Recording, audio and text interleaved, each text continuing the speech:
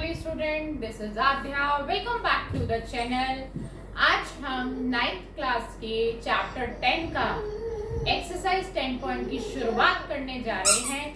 हमने पिछली वीडियो में जो अपलोडेड की थी उसमें फॉर्मूलों की लिस्ट आपके साथ शेयर करी थी और आपको समझाया था कि क्या हीरोन्स फॉर्मूला होता है। आज हम उसको अप्लाई करना सीखेंगे कि उसको कैसे यूज किया जाता है। मैं आप ही की एनसीईआरटी के चैप्टर 10 की एक्सरसाइज 10.1 का वेरी फर्स्ट क्वेश्चन रीड कर रही हूँ। आप प्लीज ध्यान से सुनिए कि क्वेश्चन हमसे क्या कह रहा है। अ ट्रैफिक सिग्नल बोर्ड, एक ट्रैफिक सिग्नल बोर्ड है इंडिकेटिंग, जिसके ऊपर लिखा हुआ है स्कूल अहेड, मीन्स आगे स्कूल है। आपने भी कभी ना कभी नोटिस किया होगा अपने स्कूल के आसपास रोड पर इस तरह के बोर्ड लगे होते हैं ताकि जो ट्रैफिक है वो अपनी स्पीड को स्लो कर सके। इज एन इक्विलैटरल ट्रायंगल, वो कह रहे हैं कि जो ट्रैफिक सिग्नल बोर्ड है जिसके ऊपर ये लिखा हुआ है कि आगे स्कूल है वो एक इक्विलैटरल ट्रायंगल की शेप में है। और इक्विलैटरल ट्रायंगल क्या होता है आपको बताया गया था, फिर से रिवाइज कर लेते हैं। जिस ट्रायंगल की तीनों साइड्स इक्वल होती हैं उसको हम इक्विलैटरल ट्रायंगल कहते हैं। विद साइड ए, उन्होंने हमें ये भी बता दिया है कि आपको उस ट्रायंगल की साइड को ए लेकर चलना है। Find the area of the signal board, आपको इस सिग्नल बोर्ड का एरिया निकालना है यूजिंग हीरोन्स फॉर्मूला। अगर ये वर्ड ना भी लिखा होता तो भी आपको हीरोन्स फॉर्मूला से ही निकालना था, क्योंकि चैप्टर का नाम हीरोन्स फॉर्मूला है और चैप्टर इसी फॉर्मूले पर बेस्ड है, तो आपको इसी फॉर्मूले का इस्तेमाल करना है। हाँ, आप चाहें तो अपना आंसर इक्विलैटरल ट्रायंगल का एक अलग से मैंने आपको एरिया का फॉर्मूला लिखवाया था उसके साथ टैली कर सकते हैं, तो आप वहां पे इसका इस्तेमाल कर लेंगे। If its perimeter is 180 centimetre, इसका पेरीमीटर आपको दे दिया गया है इस ट्रायंगल का। एक्सरसाइज 10.1 9th क्लास का ये चैप्टर है और हम इसका क्वेश्चन नंबर 1 ले रहे हैं। क्वेश्चन मैं रीड कर चुकी हूँ, अब हम इसका सॉल्यूशन आपको दिखा रहे हैं। मैं पहले आपको एक छोटा सा ट्रायंगल बना के दिखा देती हूँ कि उन्होंने कहा था कि ये एक इक्विलैटरल ट्रायंगल है। इक्विलैटरल ट्रायंगल वो होता है जिसकी तीनों साइड्स इक्वल होती हैं।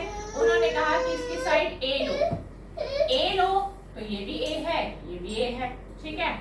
पेरीमीटर उन्होंने हमें दे रखा है क्वेश्चन में कि आपको इस ट्रायंगल का जो पेरीमीटर है वो लेना है 180 सेंटीमीटर और आपको एरिया निकालना है, ठीक है। What will be the area of the signal board, right. Question यही है आपका। देखिए, जो पेरीमीटर आपको निकालना है वो पेरीमीटर का फॉर्मूला होता है side plus side plus side. Triangle की तीनों साइड्स का जो सम होता है वही एक्चुअली में उसका पेरीमीटर होता है। तो मैंने तीनों साइड का सम ले लिया है इज इक्वल टू 180, जैसा कि आप बोर्ड पर देख रहे हैं, आपको दिखाई दे रहा है। अब आपने क्या करना है, इन तीनों साइड को आपने ए लिख लेना है इस तरह से, क्योंकि तीनों साइड सिमिलर हैं। ए तीनों के बाहर कोई नंबर नहीं है, तो हम ये मान के चलेंगे तीनों ए के बाहर जब कोई नंबर नहीं है तो वहां पर 1 है, ठीक है। तो हमने 1 + 1 + 1 किया तो 3a आ गया। 3a is equal to 180, right. 3a के साथ मल्टीप्लाई हो रहा है एक नंबर और एक वेरिएबल के बीच में जब कोई साइन नहीं होता तो वहां पर मल्टीप्लाई होता है और मल्टीप्लाई वहां जाकर डिवाइड होता है। तो ये आपका आ गया 60, a आ गया 60 सेंटीमीटर, ठीक है। तो अगर a 60 आया है तो ABC, ट्रायंगल की तीनों साइड्स होती है ABC। जब हीरोन्स फॉर्मूला हमें लगाना होता है तो हम ABC यूज करते हैं, क्योंकि इक्विलैटरल ट्रायंगल है तो तीनों साइड्स इक्वल होंगी, तो A भी 60, B भी 60, C भी 60, ठीक है। इस तरह से हमने शो कर दिया है। सॉरी। अब हम निकालेंगे S। देखिए, जब भी हीरोन्स फॉर्मूला हमें लगाना होगा, निकालना होगा, तो हमें सबसे पहले S फाइंड आउट करना होता है। S निकालने का फॉर्मूला होता है a + b + c/2, या फिर पेरीमीटर अपॉन 2 भी आप ले सकते हैं, क्योंकि क्वेश्चन में पेरीमीटर दे रखा है। तो मैं दोनों फॉर्मूले यहाँ लिख देती हूँ, a plus B plus C upon 2।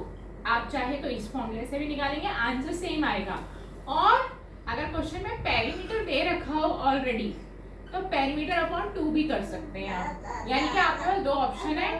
अगर क्वेश्चन में पेरीमीटर दे रखा हो तो आप ये लगाइए, और अगर पेरीमीटर ना दे रखा हो, ए बी सी तीनों साइड्स दे रखी हो, तो ये लगाइए, ए plus B plus C upon 2, दोनों का मतलब सेम है। तो आप चाहें तो मैं ये वाला भी लगा सकती हूँ, आंसर दोनों से सेम आएगा। 60 प्लस 60 प्लस 60, तीनों ही 60 है। 60 प्लस 60 प्लस 60 180। देखिए पेरीमीटर हमारा 180 था, तो अल्टीमेटली हमें वहीं पहुंचना है। तो ये आ गया 90। और एक बात कि आप साथ साथ चेक भी करना है आपको इस क्वेश्चन को करते वक्त, कि आपका जो S है ना, आपकी चेकिंग साथ साथ ही हो जाएगी। आपने चेक करना है कि आपकी जो S की वैल्यू आनी चाहिए वो हमेशा A B C तीनों से ग्रेटर होनी चाहिए, यानी कि तीनों से ग्रेटेस्ट होनी चाहिए चारों में, राइट। अगर ये किसी एक से छोटी आ रही है, मान लो A से छोटी आ रही है, या फिर B से छोटी आ रही है, या फिर C किसी एक से भी अगर छोटी आ रही है, तो इसका मतलब आपने कहीं ना कहीं मिस्टेक करी है। आपको अपनी कैलकुलेशन चेक करनी पड़ेगी, क्योंकि जो S है वो हमेशा तीनों साइड से ग्रेटर रहेगा, ठीक है। तो ये चेकिंग आपने साथ में ही कर लेनी है, ताकि आपका टाइम वेस्ट ना हो। बाकी क्वेश्चन आप करते जा रहे हैं और आपकी गलती यहीं पर ही है, इसलिए आप साथ में तुरंत चेक कर लेंगे कि आपका जो S है वो तीनों से ग्रेटर होना चाहिए। फिलहाल मेरा ग्रेटर आ रहा है। अब हम एरिया ऑफ ट्राइंगल का फॉर्मूला लगाएंगे, जो कि वेरी इंपॉर्टेंट पार्ट है इस क्वेश्चन का, इस चैप्टर का। और हम पहली बार आपके सामने इंट्रोड्यूस करने जा रहे हैं under root S minus A, S minus B, S minus C। हालांकि ये चैप्टर डिफिकल्ट भी नहीं है और बहुत इंटरेस्टिंग है। S की जगह आप डालेंगे 90, डाल दिया। जहां आपको S दिखाई दे वहां 90 डालिए। A की जगह आप डालेंगे 60, क्योंकि A B C तीनों की वैल्यू 60 है। A को डालो 60, फिर 90, फिर 60, फिर 90, फिर 60। ठीक, आपने भी सिर्फ वैल्यूज पुट करनी है और कुछ नहीं किया। अब माइनस करेंगे तीनों ब्रैकेट्स, और सबके बीच में मल्टीप्लाई है। दो ब्रैकेट्स के बीच में जब कोई साइन नहीं होता तो वहां पर मल्टीप्लाई होता है।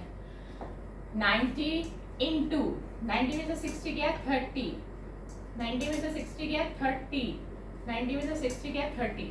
अब नेक्स्ट स्टेप हमारा रहता है कि हमें पेयरिंग करनी होती है, सेम नंबर की सेम नंबर के साथ पेयरिंग करनी होती है। जब ऑलरेडी पेयर बन रहा हो तो उसको नहीं छेड़ेंगे आप। देखिए आप इसका पेयर बन रहा है तो आप इसके फैक्टर नहीं करेंगे, क्योंकि हमारा फैक्टर करने का यहाँ पर जो मकसद रहता है वो पेयरिंग करना रहता है। तो आप इसकी पेयरिंग नहीं, इसको नहीं छेड़ेंगे, ये फैक्टर नहीं करेंगे। This is already appear in pair. तो 90 के फैक्टर करते हैं हम। देखिए 90 को आप ये लिख सकते हैं 3 30 30 इंटू 3 90 होता है। तो आप 90 के फैक्टर कर लीजिए और इस 30 को भी अनटच रहने दीजिए, क्योंकि मैं आपको बता रही हूँ कि हमारा काम है पेयर करना। तो पेयर तो हो रहा है, हमने सिर्फ 90 को लिखा है 3 इंटू 30 और बाकी 3 30 में ऐसी कॉपी कर रही हूँ। अब आपने क्या ऑब्जर्व किया कि इसका भी पेयर बन गया और इसका भी पेयर बन गया, क्योंकि पेयर ही तो बनाने हैं हमें। लेकिन 3 का पेयर नहीं बना, ये अनपेयर ही रह गया। तो जिनके पेयर बन जाते हैं, हमने 8th क्लास में square and square root chapter किया था, उसमें हमने एक कॉन्सेप्ट सीखा था कि स्क्वायर रूट के अंदर जिनके पेयर बन जाते हैं उनके पेयर में से एक एक नंबर बाहर आ जाता है। इस पेयर में से एक नंबर बाहर, इस पेयर में से एक नंबर बाहर, और जिसका पेयर नहीं बनता वो अंदर ही रह जाता है, लाइक दिस, इस तरह से। अब ये जो दोनों बाहर आ गए हैं, आप इन दोनों का प्रोडक्ट कर दीजिए। 3 3 9, मैं इसको मेंटली ही करके दिखा दूंगी। 3 3 9 एंड 2 zeros हैं, आप साथ में लगा दो और √3 कॉपी कर दीजिए। आपको इसकी वैल्यू निकालने की जरूरत नहीं है, there is no requirement to find the value of √3। आप इसी फॉर्म में इसका आंसर छोड़ सकते हैं। और एरिया निकाल रहे थे तो यूनिट की पावर 2, यूनिट लिखना ना भूलें, क्योंकि यूनिट के मार्क्स होते हैं, राइट। आपका आंसर यहीं खत्म हो जाता है। आपको बोला गया था कि एरिया निकालिए, तो हमने एरिया निकाल दिया। अब मैंने आपको एक फॉर्मूला बताया था, उससे आप इसको टैली कर सकते हैं। वो एक ऑल्टरनेटिव मेथड है। आपको अगर चेक करना है अपना आंसर तो अदरवाइज जरूरत नहीं है। अगर आप कॉन्फिडेंस है पूरा आपको कि आपका आंसर ठीक आया है तो आपको आगे जाने की जरूरत नहीं है। ये एक एक्स्ट्रा काम है जो मैं आपको करके दिखा रही हूँ। अगर आपने फॉर्मूले लर्न किए हो तो मैंने आपको बताया था कि इक्विलैटरल ट्राइंगल का एरिया निकालने का फॉर्मूला होता है √3/4 इंटू साइड का स्क्वायर। आप इस फॉर्मूले में वैल्यू डाल के देख सकते हैं कि आपका ये आंसर टैली हो रहा है या नहीं हो रहा। √3/4 उतारिए, एस क्या था, एस मीन्स साइड, ये एस मीन्स ये वाला एस 90 नहीं, this S means side. Side थी आपकी 60, साइड का स्क्वायर मतलब 60 इंटू 60, ठीक है। तो आप इसको काट दीजिए, 4 से 4 15 सा 60 होता है, 15 6 90 और एक 0। देखिए यहाँ से भी आपका आंसर बिल्कुल सेम आ रहा है, 900√3 900√3।